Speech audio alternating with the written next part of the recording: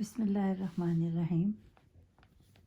آج جو میں سورہ آپ کی خدمت میں لے کر حاضر ہوئی ہوں وہ ہے سورہ ابراہیم۔ یہ مکی سورہ ہے، اس کی 52 آیات اور 7 رکوع ہیں۔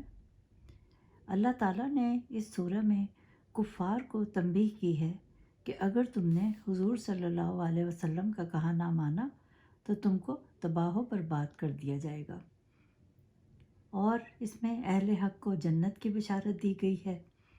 اس میں حضرت موسیٰ علیہ السلام کا ذکر کیا گیا ہے، اور اس سورہ میں حضرت ابراہیم علیہ السلام کا ذکر اس طرح کیا گیا ہے اور کہا گیا ہے کہ اللہ کی اجازت کے بغیر کوئی کام نہیں ہو سکتا۔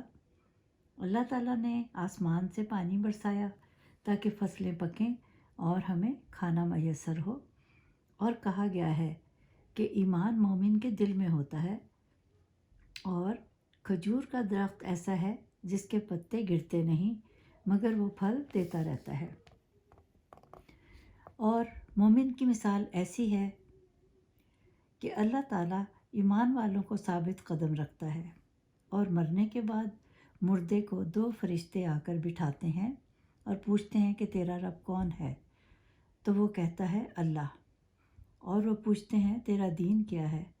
تو وہ کہتا ہے اسلام، اور پھر مومن کی قبر کشادہ کر دی جاتی ہے، اور اسی طرح کافروں کی قبریں تنگ کر دی جاتی ہیں۔ یہ سورہ اس وقت نازل ہوئی جب کفار قرآن کو ماننے پر تیار نہ تھے، اور قرآن کو اللہ تعالیٰ کہتے ہیں کہ اس لیے عربی زبان میں نازل کیا تاکہ وہ عرب ہیں اور یہ ان کی قومی زبان ہے، اور قومی زبان میں علم حاصل کرنا بہت آسان ہوتا ہے۔ جب یہ سورہ نازل کی گئی اس وقت مسلمانوں پر کفار کے مظالم کی انتہا ہو چکی تھی، اور کافر کہتے تھے کہ ہم اسلام کو بالکل نہیں مانتے، اور پھر قرآن نے کہا کہ ہم ظلم کو نیست و نابود کر دیں گے۔ اس سورہ میں کتاب تورات کا ذکر ہے، اور کہا گیا ہے کہ اللہ کا ہر وعدہ سچا ہے، اللہ کی نعمتوں کا کوئی شمار نہیں کر سکتا۔ اسلام کے علاوہ جتنے بھی راستے ہیں ان میں اندھیرا ہی اندھیرا ہے، اور قرآن اندھیروں سے روشنی کی طرف لاتا ہے۔ یہ زندگی ایک مسافر خانہ ہے، لیکن لوگ سمجھتے نہیں۔ جلد باز لوگ اپنی خواہشات کے غلام ہوتے ہیں، اور اللہ تعالیٰ نے صبر اور شکر کرنے والوں کے لیے بڑا اجر رکھا ہے۔ صبر کرنے سے نعمتیں بڑھتی ہیں، اور کہا گیا ہے کہ علماء پیغمبروں کے وارث ہوتے ہیں۔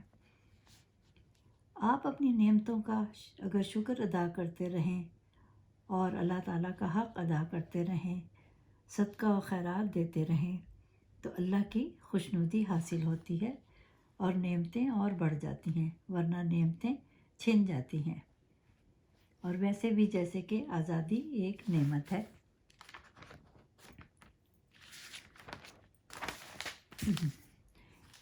اسلام کا کلمہ طیبہ پاکیزہ درخت کی طرح ہے جس کی جڑیں مضبوط ہوتی ہیں اور وہ ہر موسم میں پھل دیتا ہے، اور کفر کا کلمہ کسی کام کا نہیں۔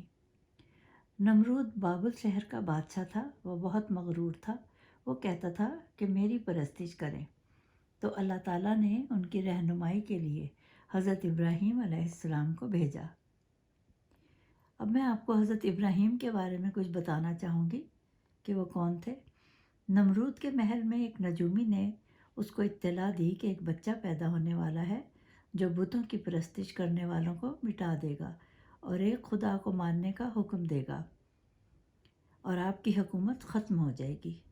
نمرود نے حکم دیا جو بھی بچہ پیدا ہو اس کو قتل کر دو، تو کم از کم 1,00,000 بچوں کو قتل کر دیا گیا۔ تو وہاں ایک خاتون حاملہ تھی، وہ ایک غار میں چھپ گئی اور وہیں بچے کی ولادت ہوئی۔ تو نمرود کے خوف سے خاتون نے بچے کو غار میں چھپا دیا اور اللہ تعالیٰ سے مدد مانگی کہ اسے ظالموں سے بچانا، اور غار کا منہ ایک پتھر سے بند کر کے چلی گئی۔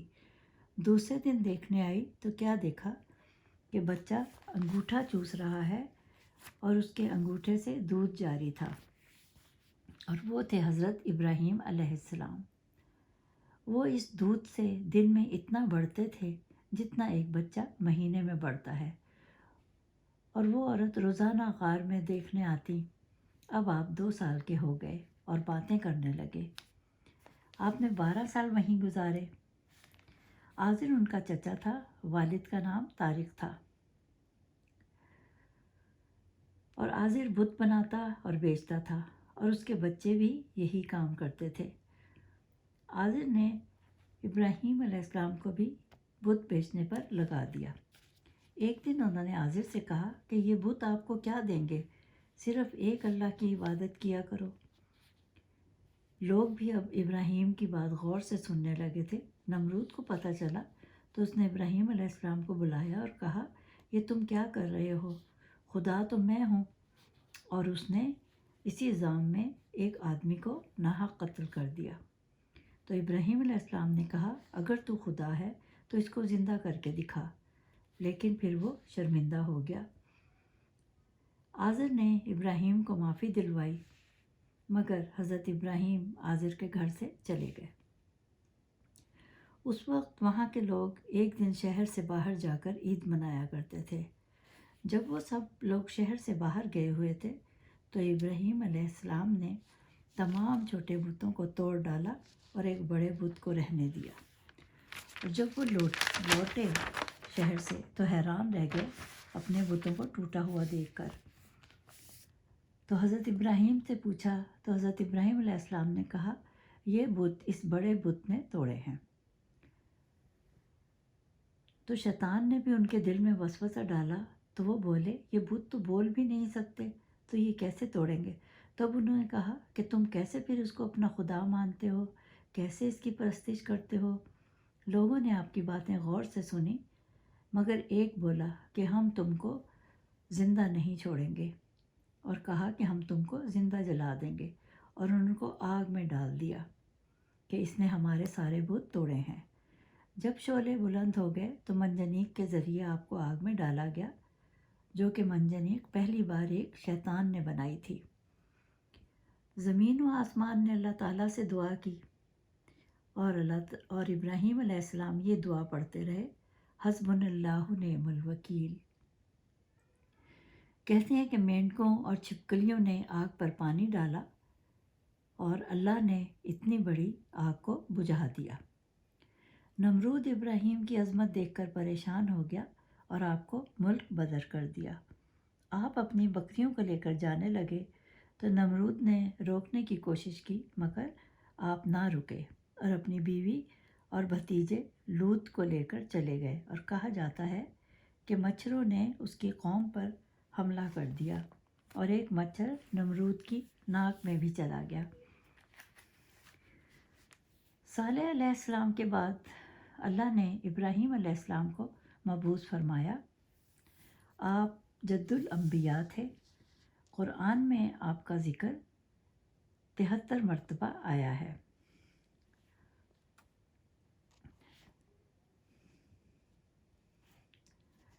پھر جب آپ ہجرت کر کے مصر چلے گئے اور اپنی بیوی سارہ کے ساتھ، تو مصر کا بادشاہ بہت ظالم تھا۔ اس نے سارہ کو دیکھا تو اپنے قبضے میں لینے کی کوشش کی، مگر کامیاب نہ ہوا، اور ناکامی پر خاموش ہو رہا، اور ان کی خدمت کے لیے اپنی بیٹی ہاجرہ کو آپ کے ساتھ کر دیا۔ پھر آپ لوط علیہ السلام کے ساتھ فلسطین آ گئے۔ لوط علیہ السلام کے والد کا نام ہاران تھا۔ پھر آپ عراق سے شام گئے۔ سارہ بانجھ تھیں، اس لیے انہوں نے ہاجرہ کی شادی ابراہیم علیہ السلام سے کر دی۔ اب آپ مکہ چلے گئے تو ہاجرہ کے گھر اسماعیل کی پیدائش ہوئی، تو حضرت ابراہیم ہاجرہ کو ایک بیابان جنگل میں چھوڑ آئے اور کہا کہ اللہ تمہارا نگہبان، اور یہ بھی کہا کہ میں اللہ کے حکم سے تمہیں یہاں چھوڑے جا رہا ہوں۔ ہاجرہ بچے کے لیے پانی کی تلاش میں گئیں، مروہ سے صفا کی طرف دوڑیں۔ انہوں نے 7 چکر لگائے۔ اسی یاد میں مسلمان صفا و مروہ کے گرد 7 چکر لگاتے ہیں۔ تو اللہ تعالیٰ نے جبرائیل علیہ السلام کو بھیجا. آپ نے پر مارا اور چشمہ پھوٹ پڑا جو کہ آب زمزم کہلاتا ہے. تو حاجرہ علیہ السلام نے کہا زمزم، اس کے معنی ہے رکنا، یعنی پانی جب ضرورت ہو تو لیا ورنہ روک دیا. انہوں نے پانی کو ضائع ہونے سے بچایا تھا. تو وہاں سے ایک قبیلہ بنو جرہم کے لوگ گزر رہے تھے. پانی کو دیکھ کر رک گئے. وہاں ان کو ماں اور بیٹا ملے. ان کو انہوں نے اپنے قبیلے میں شامل کر لیا. تب ابراہیم کی وہ دعا قبول ہو گئی. وہ دونوں ماں بیٹا بحفاظت ان کے ساتھ شامل ہو گئے. اللہ کے حکم سے آپ نے اپنے بیٹے سے قربانی کے بارے میں مشورہ کیا کہ میں نے خواب دیکھا ہے کہ اللہ تعالیٰ کہتے ہیں کہ تم اپنے بیٹے کی قربانی دو. تو آپ نے جب حضرت اسماعیل علیہ السلام سے پوچھا تو انہوں نے کہا کہ بابا آپ اپنا خواب پورا کریں، انشاءاللہ آپ مجھے صبر کرنے والوں میں پائیں گے. آپ نے اللہ کے حکم سے اسماعیل علیہ السلام کو جب ذبح کرنا چاہا تو چھری نے نہ کاٹا، بلکہ اللہ تعالیٰ نے وہاں ایک مینڈھا جنت سے بھیج دیا جو کہ جبرائیل علیہ السلام لائے تھے اور اس کی قربانی دی گئی. آپ دونوں اللہ کے امتحان میں کامیاب ہو گئے. اسی لیے حج ہر سال سنت ادا کی جاتی ہے. ذبح کے واقعے کے بعد آپ کو اسحاق علیہ السلام کی خوشخبری ملی. اس وقت آپ کی عمر 120 سال اور سارہ کی عمر 90 سال تھی. پھر 3 فرشتے حاضر ہوئے اور سارہ کو اسحاق کی خوشخبری دی. سارہ بہت حیران و پریشان ہوئیں کہ اس عمر میں کیسے ماں بنوں گی. پھر حضرت ابراہیم نے بیٹے اسماعیل کے ساتھ مل کر خانہ کعبہ کی تعمیر شروع کی جو کہ مکہ کا پہلا گھر ہے. پھر اللہ تعالیٰ کا حکم آیا کہ لوگوں میں جو استطاعت رکھے اس پر بیت اللہ کا حج فرض ہے. پھر آپ ایک عرفات کے پہاڑ پر چڑھے اور بلند آواز سے کہا کہ لوگوں آؤ حج کرو جو تم پر فرض کیا گیا ہے. سارہ 127 سال کی عمر میں فوت ہوئیں اور آپ 135 سال کی عمر میں فوت ہوئے. آپ کو خلیل اللہ کا لقب بھی ملا. آپ بہت مہمان نواز تھے. امید ہے آپ کو میری یہ تشریح پسند آئی ہوگی. انشاءاللہ پھر حاضر ہوں گی. خدا حافظ.